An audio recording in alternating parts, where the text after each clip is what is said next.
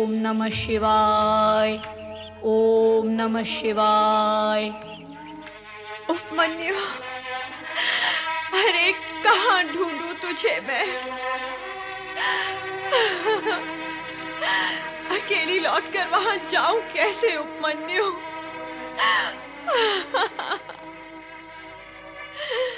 अरे वहां ना जाऊं तो फिर कहाँ जाऊं? उपमन्यु।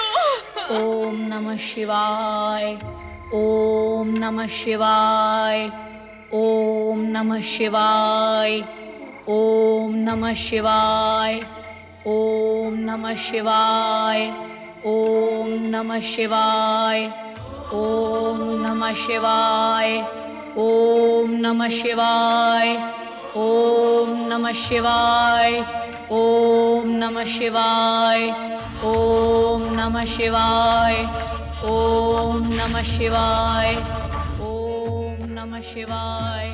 ये तो किसी बालक की पुकार है स्वामी। हाँ, बालक ही है। वो आपको पुकार रहा है। सुन लो उसकी करुण पुकार। मुझे ही नहीं, तुम्हें भी। हमारे साथ साथ मातृत्व के लिए वो तुम्हें भी पुकार रहा है। मुझे? मुझे क्यों? वो तो ओम नमः शिवाय कहकर आपको नमन कर रहा है। शिव में शिवा भी तो समाई हुई है। ध्यान से सुनो, तुम्हें हमारे नाम के साथ साथ अपना नाम भी सुनाई देगा। पर ये बालक है कौन? प्रतीक्षा करो देवी, कुछ समय पश्चात तुम्हें अपने प्रश्न का उत्तर मिल जाएगा।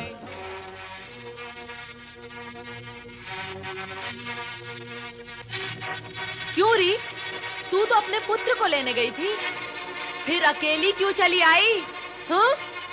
तेरा चोर बेटा अब वापस आएगा? हाँ? गाय के थन में मुंह लगा के कहीं पे दूध पी रहा होगा। नहीं। वो गया तो जा, अब तू भी चली जा। चल, निकल जा यहाँ से। अरे तारा, निकल कर कहाँ जाएगी मेरी बहन? कहीं भी जाए, हमें उससे क्या? एक तो इसका पुत्र उपमन्यु कहीं चला गया, वो उसी दुख में दुखी है। दूसरा तुम उसे निकालोगी तो स्थिति क्या होगी इसकी? तुम्हें इसकी और इसके पुत्र की बड़ी चिंता है, मेरी काली गाय की नहीं। उसका कोई दुख नहीं। तारा, गाय तो मूल्य देकर भी मिल जाएगी, पर क्या पुत्र मूल्य देकर भी मिलते हैं? मेरी बहन कहीं नहीं जाएगी, वो यहीं रहेगी। भूले भटके से जिस दिन भी इसका पुत्र मिल जाएगा, उस दिन से ये यहाँ नहीं रहेगी, समझे? हाँ? तारा! भैया, उपमन्यु। ओम नमः शिवाय, ओम नमः शिवाय, ओम नमः शिवाय, ओम नमः शिवाय, ओम नमः शिवाय, ओम नमः शिवाय, ओम नमः शिवाय, ओम नमः शिवाय, ओम नमः शिवाय, ओम नमः शिवाय, ऋषि व्याघ्रपाद का पुत्र उपमन्यु नमः शिवाय, शिव आराधना में निमग्न है। ओम नमः शिवाय, ओम इसकी भाव भंगिमा नमः शिवाय, और मुद्रा को देखकर ऐसा लगता है जैसे शिव भक्तों में अपना नाम अवश्य अमर करेगा। नमः शिवाय, नारायण नारायण। ओम नमः शिवाय, परंतु ये नाम अपना अमर तब करेगा ओम नमः जब इसकी ये पुकार भगवान भोलेनाथ तक पहुंचेगी। प्रश्न ये उठता है कि अब तक इसकी पुकार भोलेनाथ तक क्यों नहीं पहुंची? नमः शिवाय, यहाँ प्रश्न उठाने से क्या लाभ होगा नारद? प्रश्न तो वही उठना चाहिए जहाँ भगवान भोलेनाथ विराजमान हो। नमः शिवाय, नारायण नारायण। नमः शिवाय, ओम नमः शिवाय, ओम नमः शिवाय, ओम नमः शिवाय, ओम नमः शिवाय, ओम नमः शिवाय, ओम नमः शिवाय, ओम नमः शिवाय, ओम नमः शिवाय, ओम नमः शिवाय। नाथ, आप कहाँ अदृश्य हो गए? नारायण नारायण नारायण। अरे भगवान भोलेश्वर कहाँ चले गए? माता पार्वती, मेरा प्रणाम स्वीकार करते हुए आप मुझे ये बताएं कि आपने भगवान भोलेनाथ को कहाँ भेज दिया? नारद, वे मेरे भेजे हुए कहीं जाते हैं क्या? जब उनका भक्त उनका नाम भजता है तो वो भागते हैं, फिर वे किसी की नहीं सुनते। नारायण नारायण, समझ गया माता, मैं समझ गया। भगवान भोलेनाथ अपने भक्त बालक उपमन्यु से प्रभावित होकर उसके पास गए होंगे। ऐसा ही हुआ होगा देव ऋषि। ओम नमः शिवाय की ध्वनि से कैलाश कंपायमान हुआ था। कैलाश ही नहीं, भक्त की पुकार पर तो तीनों लोग कंपायमान होते हैं नंदी महाराज। ये निश्चित ही बालक उपमन्यु की भक्ति का प्रभाव था। मैं तो यहां आया था भोलेनाथ के दर्शन के लिए, किंतु वो चले गए अपने भक्त को दर्शन देने के लिए। तो अब क्या करोगे नारद? वहीं जाऊंगा जहां भगवान गए हैं और उनके शेष दर्शन करूंगा। शेष दर्शन अर्थात? अर्थात ये माता, आपके दर्शन से भगवान भोलेनाथ के आधे दर्शन तो हो जाते हैं, जो कि हो गए हैं, और अब मैं वहां जा रहा हूं जहां भोलेनाथ गए हैं, और अब वहीं जाकर उनके शेष आधे दर्शन कर लूंगा। नारद, ऐसा भी तो होता होगा कि केवल भोलेनाथ के दर्शन कर लेने से मेरे भी आधे दर्शन हो जाते होंगे। नहीं माता नहीं, ऐसा सर्वथा नहीं होता। माता, ये सत्य केवल एक मार्गी यात्रा करता है। एक मार्गी यात्रा कैसी होती है नारद? माता, आपके दर्शन से भोलेश्वर के दर्शन तो हो जाते हैं, परंतु उनके दर्शन से आपके दर्शन कदापि नहीं होते। पर क्यों? वो इसलिए माता कि आप शक्ति हैं और वो शिव। मूल प्रेरणा स्रोत तो आप है, नारी ही तो मूल प्रेरणा होती है। नारद, तुम तो बाल ब्रह्मचारी हो, तुम्हें ये नारी ज्ञान कब और कहां हो गया? यदि कोई विचार है विवाह का तो कन्या देखी जाए तुम्हारे लिए। शिव शिव शिव शिव शिव शिव, नारायण नारायण।